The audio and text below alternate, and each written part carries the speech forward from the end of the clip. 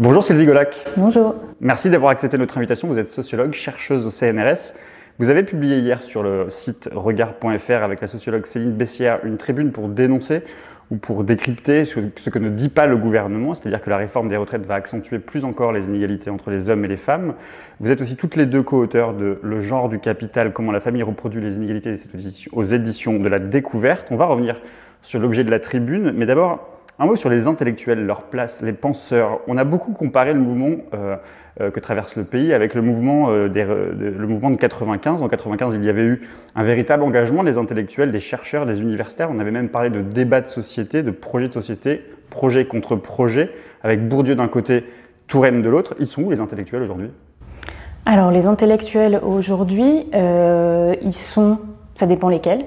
Le travail qu'on a fait avec Céline Bessière, là, Le genre du capital, ça fait 15 ans qu'on travaille dessus. Il se trouve qu'on devait sortir ce livre à ce moment-là. Donc là, on a essayé d'articuler nos résultats avec les enjeux de la réforme des retraites.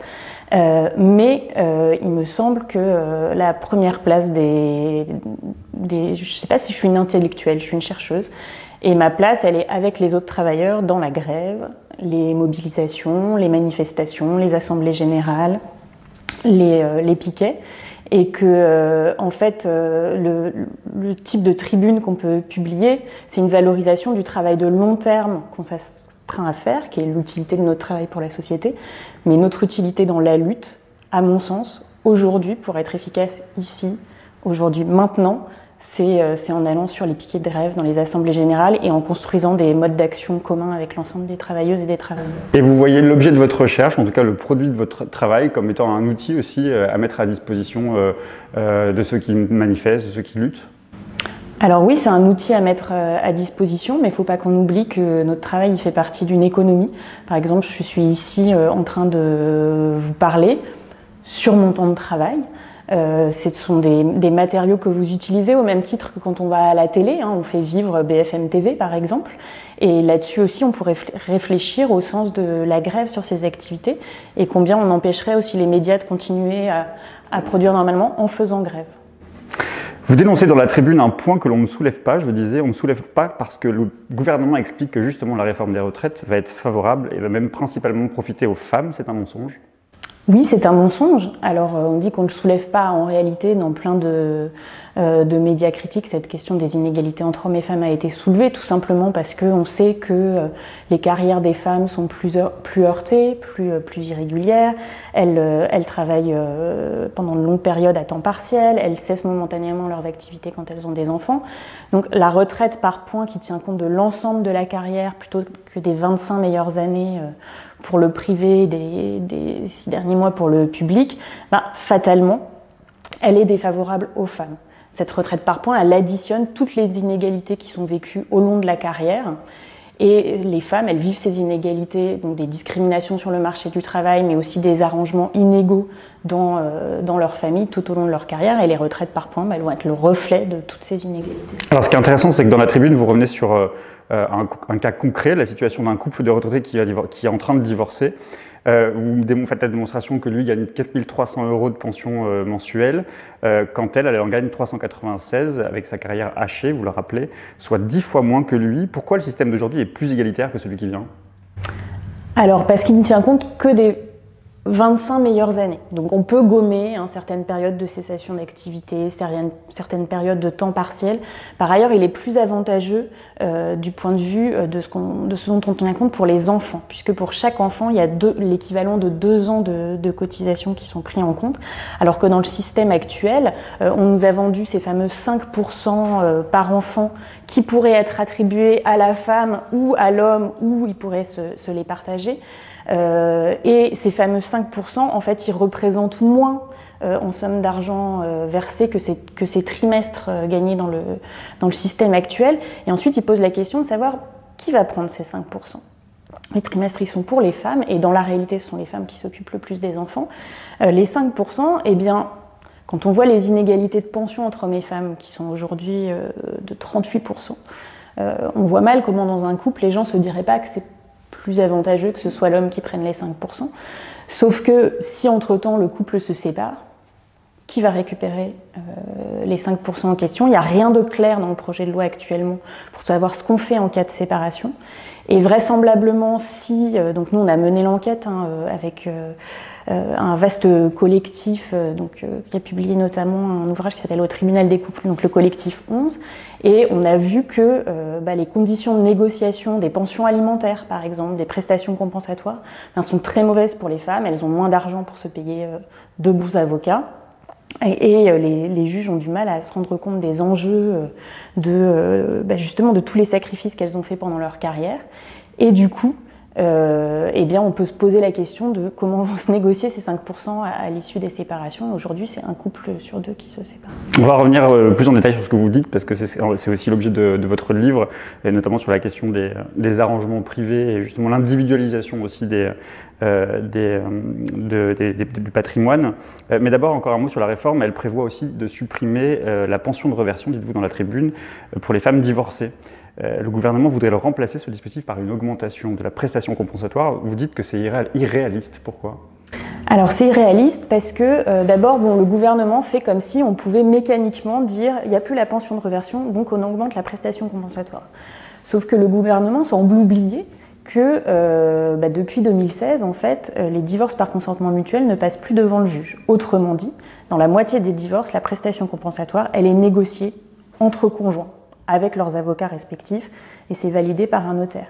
Donc, autant dire, les professionnels le disent eux-mêmes, que c'est vraiment une négociation. Il y en a un qui propose, l'autre qui fait une contre-proposition, et finalement, j'ai envie de dire, c'est à celui qui a le meilleur avocat qui gagnera.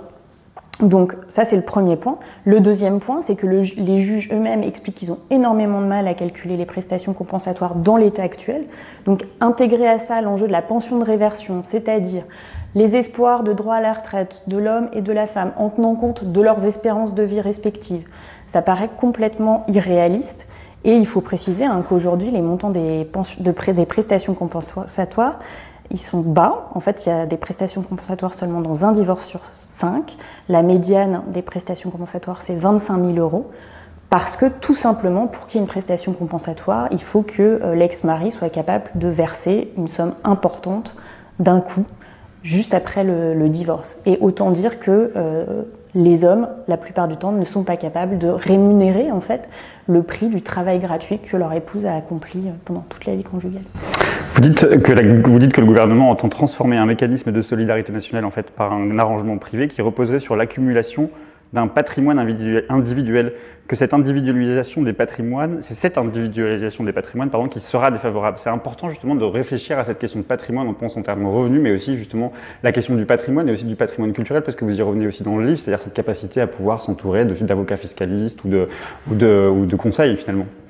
Oui, donc ce qu'on appelle l'individualisation des patrimoines, c'est le fait qu'aujourd'hui, d'abord il y a de moins en moins de couples qui sont mariés, et le mariage, en fait, le régime par défaut, c'est la communauté de biens réduite aux acquêts, c'est-à-dire que quand le mariage cesse, les époux doivent se partager leur patrimoine en deux.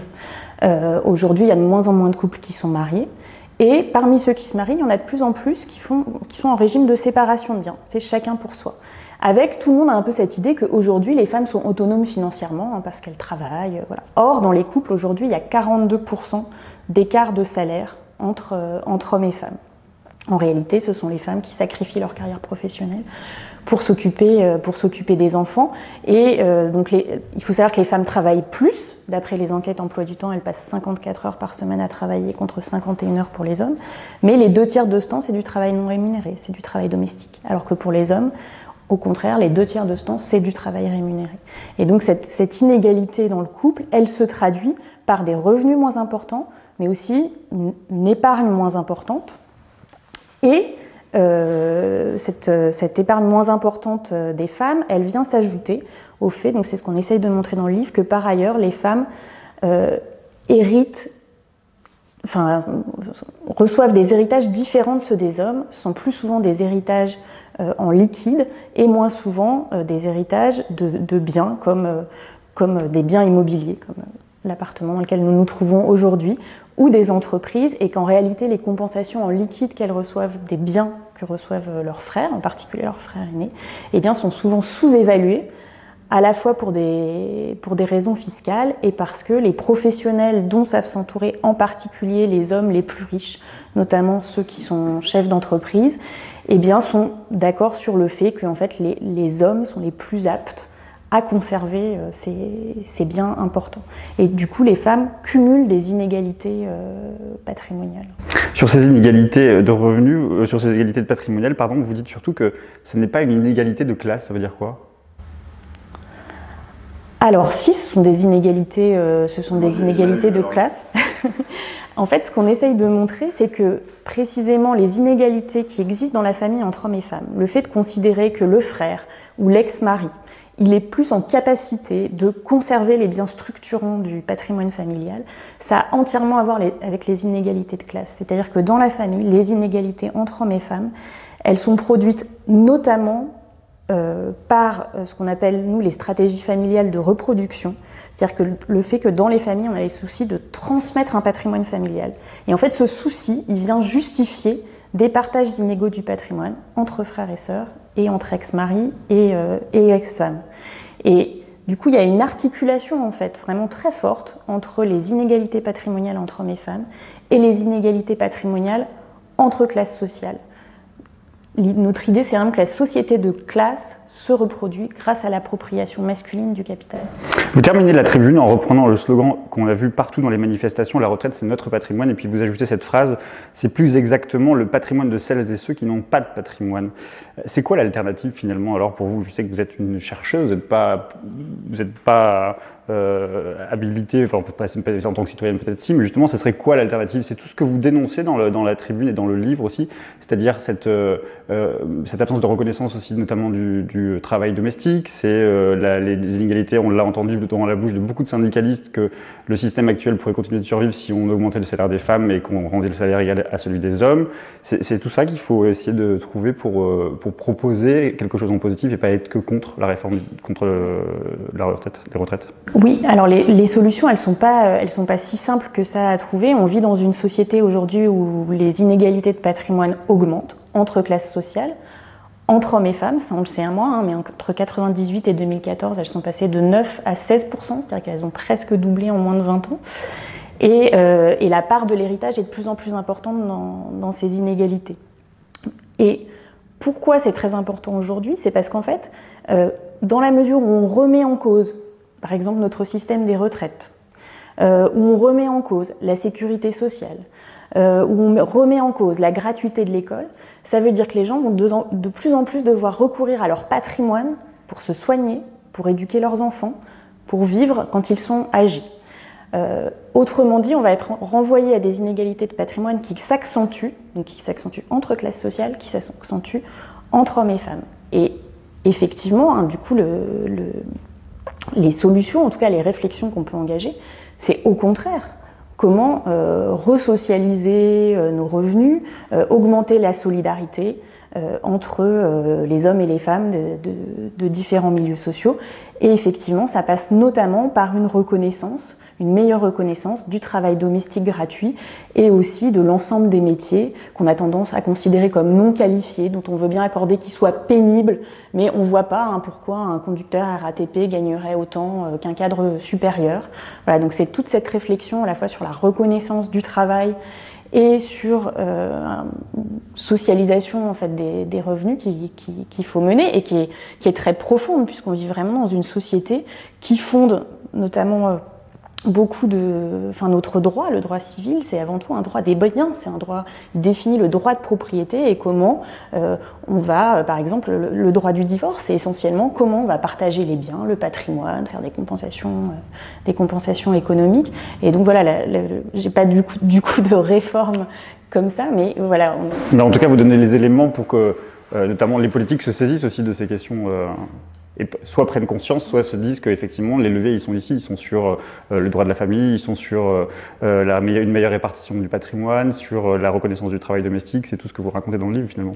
Voilà, et que les solutions sur les inégalités hommes-femmes, la façon dont Marlène Schiappa entend réduire les inégalités entre hommes et femmes, par exemple, elle a déclaré, j'ai écouté une interview d'elle dans Elle, que sur cette histoire des 5% pour chaque enfant, Bon, l'État ne peut pas intervenir dans tout, il faut s'en remettre à la responsabilité des individus.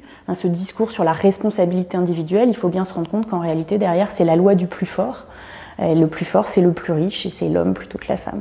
J'ai une dernière question, Sybille Golac. Vous êtes confiante sur la réussite du mouvement social à balayer cette réforme.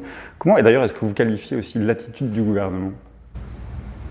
L'attitude du gouvernement, elle est très très inquiétante, puisque en gros, il ne veut pas reculer. Il envoie la police. Notre démocratie, elle est profondément remise en cause, et ça, c'est très inquiétant. Et par contre, ce qui est enthousiasmant, c'est de voir qu'il y a des mouvements sociaux inédits qui aujourd'hui se développent. Le mouvement des Gilets jaunes, le mouvement contre les violences faites aux femmes, les mouvements écologistes. Et il me semble que cette question, justement, de savoir si on veut vivre dans une société où on renvoie chacun à son patrimoine, à son petit héritage, aux économies qu'il a pu faire, ou si au contraire, on socialise les revenus, on augmente la solidarité, c'est un enjeu qui est crucial au moment où notre société elle va se trouver confrontée à des enjeux environnementaux énormes, et où il va falloir décider si c'est chacun pour soi ou si on affronte ça ensemble. Et la mobilisation des femmes, justement, dans le mouvement des retraites, vous dites qu'elle est singulière, elle a une place centrale. Elles sont suffisamment mobilisées ? Je pense qu'elle a une place centrale, je pense qu'elles sont très mobilisées, qu'elles ne sont pas toujours très visibles. Même nous, dans nos universités, quand on organise ces fameux cours alternatifs, ces conférences militantes, on se rend parfois compte quand on objective que parmi les organisatrices, il y a une majorité de femmes, mais que parmi les gens qui parlent à la tribune, il y a une grande majorité d'hommes. Donc les femmes, elles sont dans les mobilisations, ça fait des siècles qu'elles y sont en réalité. Il faut visibiliser ce travail militant, et elles elles inventent de nouveaux modes de mobilisation. Merci beaucoup Sybille Golac. Merci à vous.